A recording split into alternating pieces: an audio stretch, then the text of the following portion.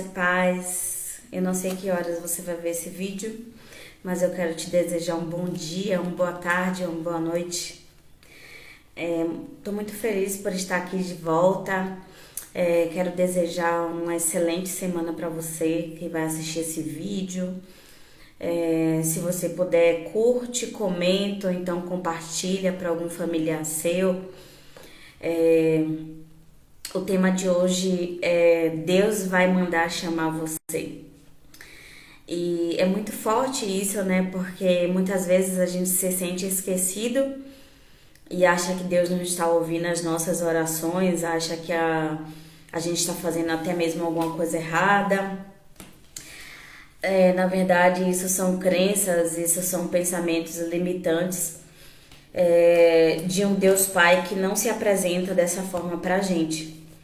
Então, antes de começar falar, eu quero orar para que o Espírito Santo de Deus te revele a verdade que Jesus Cristo veio para nos dar, né? Para nos dar esse livre acesso. Amém?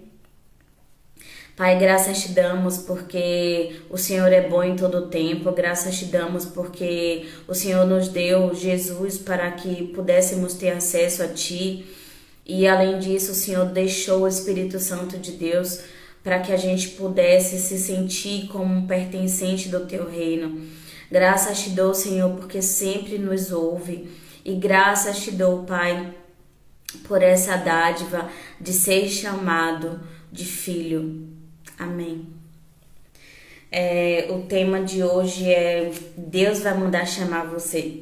E com base nesse tema, se você tiver com a Bíblia, você pode abrir lá em 2 Samuel 9.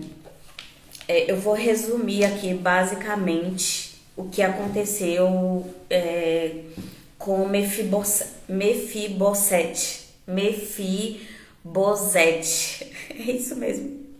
O nome dele é um pouco complicado, mas é isso mesmo. Mefibosete. Isso, é porque eu botei um Z aqui, mas... Mefibosete, ele era filho de Jonatas. Jonatas era filho de Saul. Saul foi o rei e Jonatas era muito amigo do rei Davi. E aí, quando Jonatas foi morto, quando a cidade foi destruída, onde a descendência de Saul ele foi desfeita, existiu ainda alguém da descendência de Saul, que seria essa pessoa chamada Mefibosete, que era neto de Saul. E aí, Mefibosete morava em uma terra chamada Lodebá. Lodebá significa nada, significa a terra do esquecimento. Por quê? Porque aquela terra tinha sido invadida, e aí eles tinham perdido a guerra, então a cidade ficou abandonada. Então só existia mendigos ali naquela cidade ou pessoas doentes. E lá morava Mefibosete. E quando Deus colocou o desejo no coração de Davi de honrar a descendência de Jonatas, falaram que ainda existia uma pessoa que era descendente do rei Saul, no caso de Jonatas. E aí Davi mandou chamar Mefibosete. E Mefibosete, ele era um homem que ele era coxo das duas pernas, ele não andava, porque quando ele era criança, a mãe dele estava fugindo e aí deixou ele cair e ele quebrou os dois pés. Então imagine aquele homem se rastejando uma vida toda, a baixa autoestima, não tinha perspectiva de vida, tanto que quando o rei mandou chamar ele, ele se prostrou diante de Davi com o rosto ao chão e disse que ele não era digno de estar ali e que ele era comparado a um cão. Então as emoções de Mefibosete estavam lá na lama, ele não tinha a perspectiva que a vida dele ia mudar. E naquela cidade ali era um lugar considerável terrível, porque ninguém ia lá, ninguém, tipo, se preocupava com eles, era uma cidade abandonada. Então eu fico imaginando o íntimo desse homem como não estava. Como ele estava tão abalado, né, devido ao que tinha acontecido com a cidade, devido ao que tinha acontecido com ele. Toda sua descendência já tinha sido padecida e uma pessoa cuidava dele, né, porque ele era limitado, precisava de ajuda para tudo. Então, assim, quando Deus usa Saul para chamar ele, Deus honrou aquele homem. E abrindo aspas, né, em relação a isso, eu fico pensando quantas orações Mefibosete tinha feito diante de Deus para que Deus olhasse para ele, para que Deus respondesse as orações dele, e quantos silêncios ele não contemplou.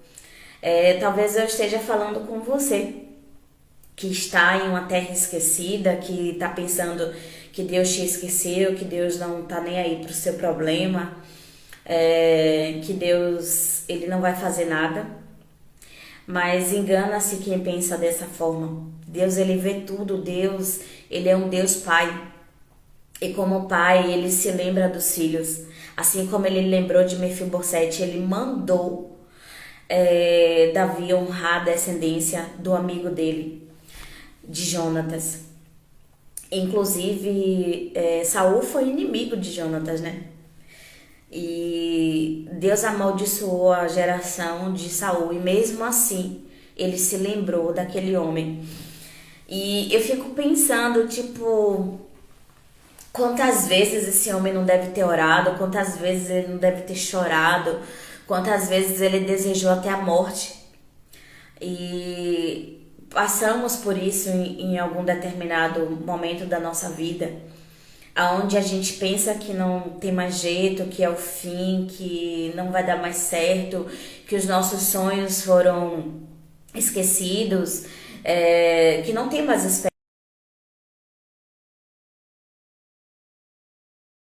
esperança, né? E quantas pessoas elas estão assim, desse jeito. E o que eu acho interessante é que por fora ele estava vivo, mas por dentro ele estava morto. Ele se considerava, ele se comparou a um cão.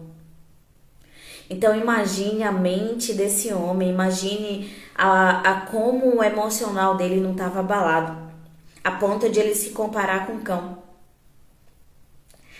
Essa passagem ela mexe muito comigo porque a gente vê o cuidado de Deus, a gente vê o quanto Deus ele se importa conosco, independente do tempo que você esteja aguardando, independente do tempo que você esteja orando, Deus ele vai mandar te chamar, Deus ele vai te honrar.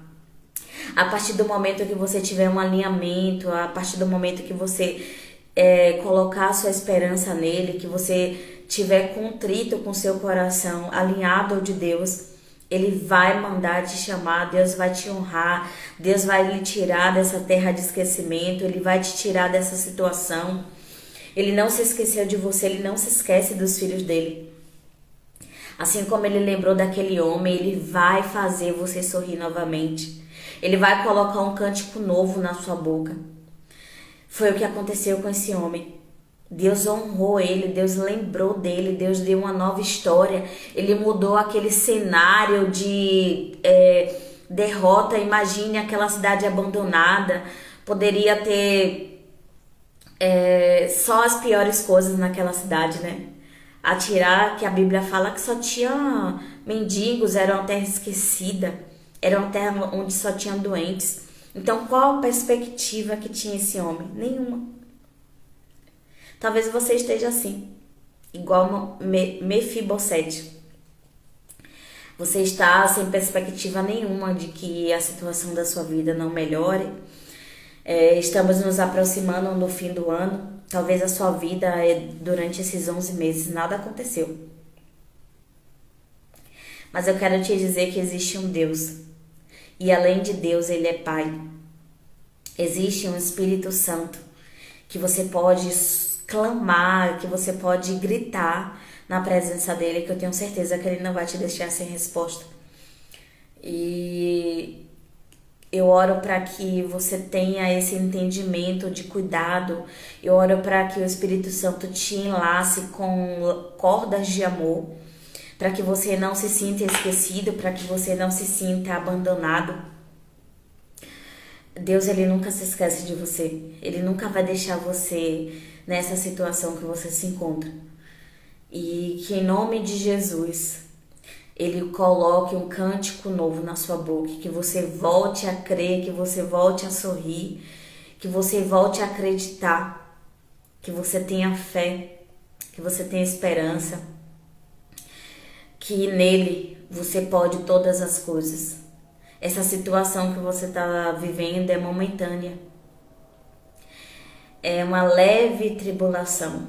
Não se compara à alegria que está por vir. Amém?